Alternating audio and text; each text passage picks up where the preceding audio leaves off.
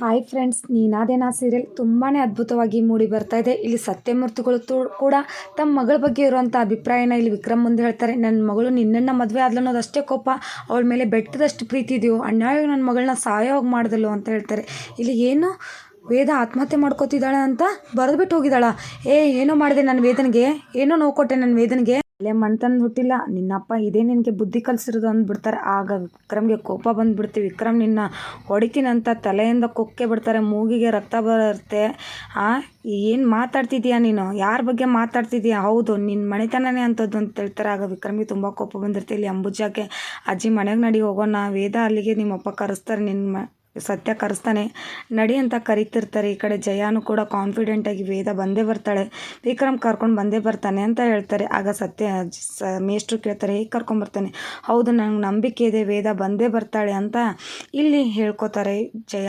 ಇಲ್ಲಿ ವೇದ ಇಲ್ಲಿ ಜಯ ಮತ್ತು ಸುಳ್ಳಾಗಲಿಲ್ಲ ಅಂತ ಹೇಳ್ಬೋದು, ವೇದ ಬದುಕುಳಿದಿದ್ದಾರೆ. ವೇದನ ಒಬ್ಬರು ಆಶ್ರಮದಲ್ಲಿ ನದಿ ದಡದಲ್ಲಿ ಸಿಕ್ಕಂಥ ಒಬ್ಬ ಗುರುಗಳು ಆಶ್ರಮಕ್ಕೆ ಕರ್ಕೊಂಡು ಬಂದು ಚಿಕಿತ್ಸೆ ಕೊಡ್ತಿದ್ದಾರೆ ವೇದನ್ಗೆ. ವೇದ ಹುಷಾರಾಗ್ತಾಳ ಅನ್ನೋ ಸಂದರ್ಭದಲ್ಲಿ ಆಶ್ರಮದಲ್ಲಿ ಕೂಡ ಅವಳು ನಾಡಿ ಬಡಿತ ತುಂಬಾ ಸ್ಲೋ ಆಗ್ತಾ ಇದೆ ಅಂತ ಆಶ್ರಮದ ಗುರುಗಳು ಕೂಡ ಹೇಳ್ತಿದ್ದಾರೆ. ವೇದಾಗೆ ಚಿಕಿತ್ಸೆ ಕೊಡ್ತಿದ್ದಾರೆ, ಆದರೆ ನಾಡಿ ಬಡಿತ ಕೆಲಸ ಮಾಡ್ತಿಲ್ಲ ಅಂತ ಕೂಡ ಅವರೇ ಹೇಳ್ತಿದ್ದಾರೆ. ಈ ಕಡೆ ರೌಡಿಸಮ್ ಮಾಡ್ತೀಯಾ, ಎಷ್ಟು ನನ್ನ ಎದುರಿಗೇನೆ ಒಬ್ಬ ಲಾಯರ್, ನನ್ನ ಲಾಯರ್ ಮುಂದೆ ಈ ಥರ ರೌಡಿಸಮ್ ಮಾಡ್ತೀಯ ಇರು ನಿನಗೆ ಅಂತ ಇಲ್ಲಿ ಇನ್ಸ್ಪೆಕ್ಟರ್ಗೆ ಕಾಲ್ ಮಾಡಕ್ಕೆ ಕೊಟ್ಟಿದ್ದಾರೆ ಸತ್ಯಮೂರ್ತಿಗಳು. ಈ ಕಡೆ ಯಾರು ಇವರು ಅಂತ ಕೇಳ್ತಾರೆ ಇಲ್ಲಿ ಅವರು. ಆಗ ಇಲ್ಲಿ ಗುರುಗಳು ಹೇಳ್ತಾರೆ, ಅವಳು ನದಿ ದಡದಲ್ಲಿ ಸಿಕ್ಕಿದ್ಲು ಅಂತ ಹೇಳ್ತಾರೆ. ಈ ಕಡೆ ಮತ್ತೆ ಸತ್ಯಮೂರ್ತಿಗಳು ಇನ್ಸ್ಪೆಕ್ಟರ್ನ ಕರೆಸಿರ್ತಾರಲ್ಲ, ನನ್ನ ಮಗಳನ್ನ ಇವು ಸಾಯಿಸಿಬಿಟ್ಟಿದ್ದಾನೆ, ನನ್ನ ಮಗಳು ಎಲ್ಲಿದ್ದಾಳು ಗೊತ್ತಿಲ್ಲ, ಲೆಟ್ರ್ ಬರೆದು ಬಿಟ್ಟು ಹೋಗಿದ್ದಾಳೆ, ಎಲ್ಲಿದ್ದಾಳೆ ಅಂತ ಕೇಳ್ತಾರೆ.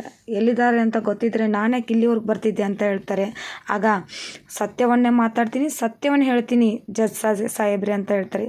ನೀನು ಈ ಥರ ಹೇಳಿದರೆ ಕೇಳಲ್ಲ ತಡಿ ನಿನಗೆ ಅಂತ ಹೊಡೆಕ್ಕೆ ಹೋಗ್ತಾರೆ. ಆಗ ನಾಯಕರು ಬರ್ತಾರೆ, ಏನು ಅಂದ್ಕೊಂಡಿದ್ದೀರಾ, ಏನಿದೆ ಅಂತ ಇವನು ಅರೆಸ್ಟ್ ಮಾಡೋಕೆ ಹೋಗಿದ್ದೀರಾ, ಯಾರು ಕೊಟ್ಟಿದ್ದು, ವಾರಂಟ್ ಇದೆಯಾ, ಅವನು ವೇದನ ಹುಚ್ಚಿನ ಥರ ಪ್ರೀತಿ ಮಾಡ್ತಾನೆ, ಅವರು ಶಿವಪಾರ್ವತಿ ಇದ್ದ ಹಾಗೆ ಜೋಡಿ ಅವ್ರದ್ದು, ವೇದನ ಬಿಟ್ಟು ವಿಕ್ರಮ್ ಇರಲ್ಲ, ವಿಕ್ರಮ್ ಬಿಟ್ಟು ವೇದ ಇರಲ್ಲ, ಅಷ್ಟೊಂದು ಪ್ರೀತಿ ಇದೆ ಅವ್ರ ಮಧ್ಯೆ ಅಂತ ಹೇಳ್ತಾರೆ.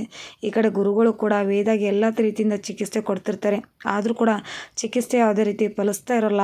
ಈ ಕಡೆ ಸತ್ಯಮೂರ್ತಿಗಳು ಎದುರಿಗೇನೆ ಇಲ್ಲಿ ಇನ್ಸ್ಪೆಕ್ಟರ್ ಹೇಳ್ತಾರೆ, ನೋಡೋಣ ನಿಮ್ಮ ಮಗಳಿಗೆ ಏನಾದರೂ ಆಗಿದ್ದರೆ ಇವನು ಮಾತ್ರ ನಾನು ಸುಮ್ಮನೆ ಬಿಡಲ್ಲ, ಇವನು ಅರೆಸ್ಟ್ ಮಾಡಿ ರುಬ್ಬೇತೀನಿ ಅಂತ ಹೇಳ್ಬಿಟ್ಟು ಓಡ್ತಾರೆ. ಈ ಕಡೆ ನಾಯಕರು ಕೂಡ ಇರ್ತಾರೆ. ಈ ಕಡೆ ವೇದಾಗೆ ಇನ್ನು ಮುಂದೆ ಇಲ್ಲಿ ಗುರುಗಳು ನೋಡಿಬಿಟ್ಟು ವೇದಾಗೆ ಹೇಳ್ತಾರೆ, ಗುರುಗಳು ಇವಳು ಬದುಕುಳಿಯಲ್ಲ, ಇವಳು ಮನೆಯವ್ರಿಗೆ ಹೇಳಿಬಿಡಿ, ಇವಳದು ದೇಹನ ಅವ್ರ ಮನೆಗೆ ತಲುಪಿಸೋ ವ್ಯವಸ್ಥೆ ಮಾಡಿ, ಹಾಗೆ ಇವಳಿಗೆ ಅವ್ನು ಬದುಕೋದಿಲ್ಲ, ಅವನಿಗೆ ಇವಳ ಜೊತೆ ಬದುಕೋದಿಲ್ಲ ಅಷ್ಟೇ ಅಂತ ಹೇಳ್ತಾರೆ. ಈ ಕಡೆ ದೇಹ ಒಂದು ನೀರಲ್ಲಿ ತೇಲ್ಕೊಂಡು ಹೋಗ್ತಿರೋದನ್ನು ವಿಡಿಯೋ ವೈರಲ್ ಮಾಡಿ ಹಾಕಿದ್ದಾರೆ ನೋಡಿ ನಾಯಕರೇ ಅಂತ ಇಲ್ಲಿ ನಾಯಕರ ಜೊತೆ ಕೆಲಸ ಮಾಡೋ ಹುಡುಗ ಹೇಳ್ತಾನೆ. ಅದನ್ನು ನೋಡಿದಂಥ ವಿಕ್ರಮ್ ತುಂಬಾ ಶಾಕ್ ಆಗಿಬಿಡ್ತಾನೆ. ಅದು ವೇದ ಹುಟ್ಟಿರೋ ಸೀರೆ ನೀರಲ್ಲಿ ತೇಲ್ಕೊಂಡು ಹೋಗ್ತಿರೋದು ವೇದ ಅಂತ ವಿಕ್ರಮ್ಗೆ ಗೊತ್ತಾಗುತ್ತೆ. ಆಗ ವಿಕ್ರಮ್ ವೇದ ಅಂತ ಕೂಗಾಡ್ತಿದ್ದಾನೆ. ಈ ಕಡೆ ವೇದ ಪ್ರಾಣ ಇಲ್ಲಿಲ್ಲ ಅಂತ ಗುರುಗಳು ಹೇಳ್ತಿದ್ದಾರೆ. ಈಗ ಹೇಗೆ ವಿಕ್ರಮ್ ಹೋಗಿ ವೇದಾಗೇನಾದರೂ ಎಚ್ಚರ ಆಗುತ್ತಾ, ವೇದಾನ ವಿಕ್ರಮ್ ಕಾಪಾಡ್ಕೋತಾರ, ವೇದ ವಿಕ್ರಮ್ಗೋಸ್ಕರ ಬರ್ತಾರ? ಮುಂದಿನ ಕುತೂಹಲಕಾರಿ ಸಂಚಿಕೆಗಳೊಂದಿಗೆ ಮತ್ತೆ ಬರೋಣ. ಈ ವಿಡಿಯೋ ಇಷ್ಟವಾದರೆ ಪ್ಲೀಸ್ ನಮ್ಮ ಚಾನಲ್ಗೊಂದು ಲೈಕ್ ಮಾಡಿ, ಸಬ್ಸ್ಕ್ರೈಬ್ ಮಾಡಿ. Thank you.